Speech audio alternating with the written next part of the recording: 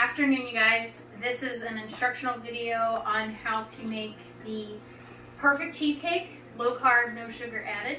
And I'm going to start off with listing all your ingredients that you need, and then I'll do a step-by-step explanation of how to assemble everything. First off, you're going to need a cup of the crushed Murray or Bortman brand sugar-free cookies. I'm using shortbread today. You can use almond, chocolate chip, there's oatmeal, there's all kinds of different ones depending on what preference you have for a crust flavor. Then you're going to use a 1/4 teaspoon of each of the spices. I've got cinnamon, cloves, and pumpkin pie spice. This just gives it a nice zesty flavor. And then we're going to mix in 2 tablespoons of butter to create the crust consistency that you want. Then we're going to have 3 8-ounce packages of Philadelphia, or I use Great Value, it's cheaper, Neuchatel cheese or reduced fat. You do not want to use fat-free cream cheese because it will not set up and cook properly and you'll have a mess of a cheesecake. Then you're going to get 1/2 cup of your Truvia sugar substitute. You want it granulated. You don't want to use powdered. And 1/2 cup of Greek yogurt. I use vanilla to give it a more sweet flavor for the cake. We're going to use 2 teaspoons of vanilla extract and a teaspoon of lemon juice. And 3 large eggs. And that is your ingredient list for the cake. Alright, now we're going to start on the crust. We're going to take our sugar-free cookies. Now in the recipe it calls for a cup of crushed cookies. I actually use the whole pack. It gives you a nice full crust. It goes about halfway up your pan. If you're looking for something very, very thin and minimal, you can use the cup. It's kind of up to you as to what you want to use. So I've placed the pack of cookies and all of my seasonings in my food processor. We're going to blend it to a fine sand. And then you're going to want to melt your 2 tablespoons of butter, add to the cookie crumbs, and mix together until it can be pressed into your springform pan. Now, I use a Rachel Ray springform 8-inch pan is my typical, but if I'm going somewhere or preparing it for somebody, you can pick these up at the dollar store. I think there's a 3-pack, and they're 8-inch aluminum foil pans with little cardboard lids. So you can use either or. And then once you get your crust pressed into this, you're going to place it in the freezer for about 20 minutes while you're preparing the rest of the cake batter. And you're also going to want to preheat your oven to 325 at this point so it can be fully preheated by the time you're ready to place the cake in the oven. Alright, as you see here, I've gotten the crumbs and butter and the spices all mixed together. You've got like a flaky sand, but when you press it, it will take form and hold. That's what the consistency that you want for this crust. Now I'm going to dump it in my springform pan, and then it's going to be placed in the freezer for about 20 minutes so that it holds its shape very well for the cake batter.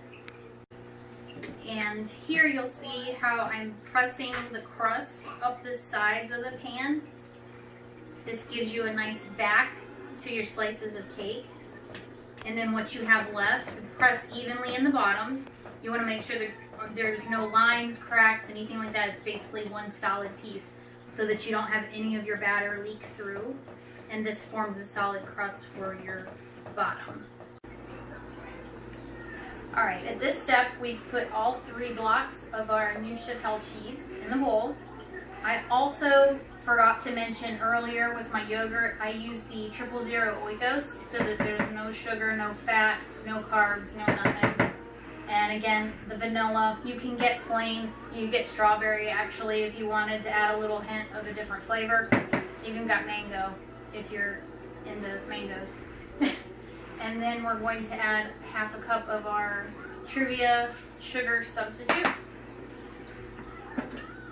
And this is all going to get blended very well until it's a smooth consistency.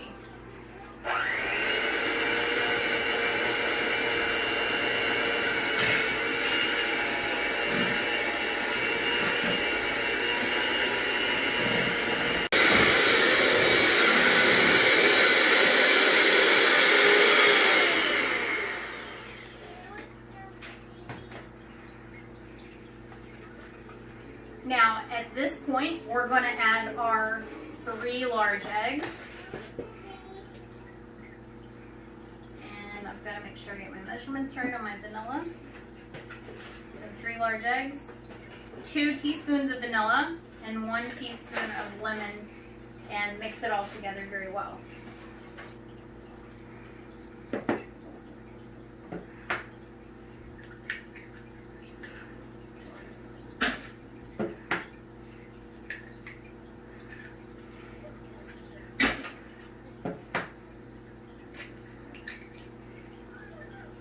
Make sure you don't get any shells in there. It's not good. People don't like crunchy cheesecake.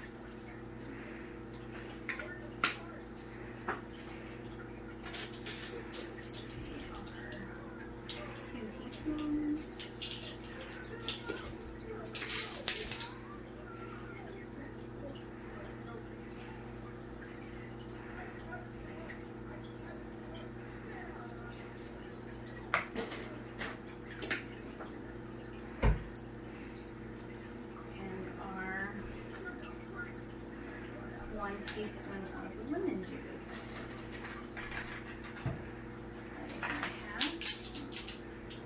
And you can always add a little bit more if you like it a little more zestier. I put a little extra in. It's just my southern ways of cooking. Put a little bit of this and a little bit of that. I usually don't measure either, but just for the video's purpose, I measured for everybody. And then at this point, you're going to start mixing again. Make sure everything's well blended. Here we go.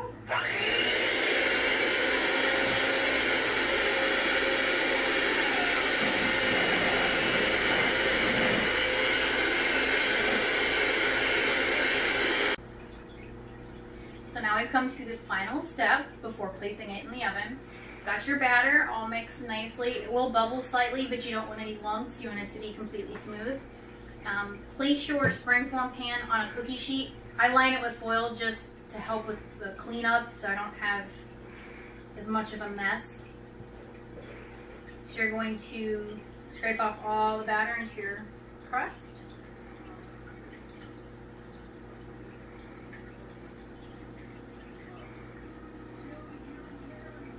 It's a little tedious, but this is the funny part. My daughter's favorite part. Skylar! What? You want a treat? You can smooth it out, make sure. It usually smooths itself out pretty well. Look what you got. What? Here.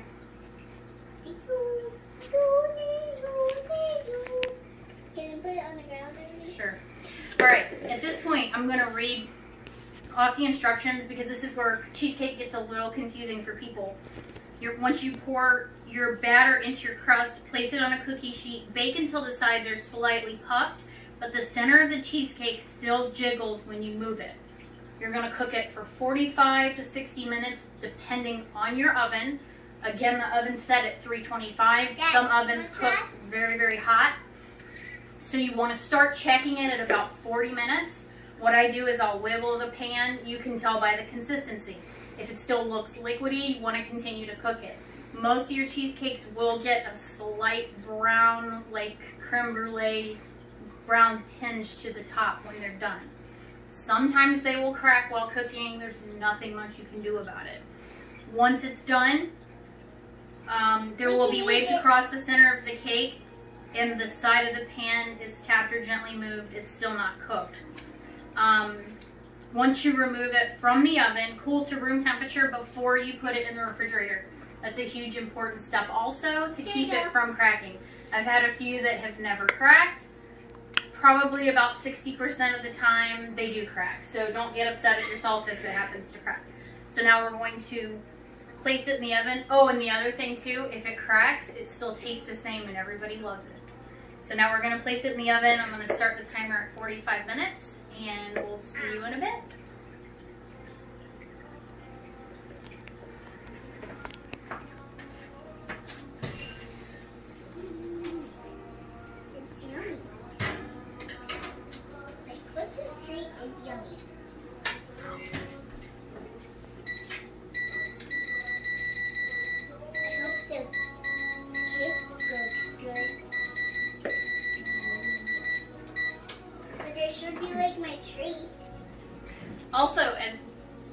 one last step.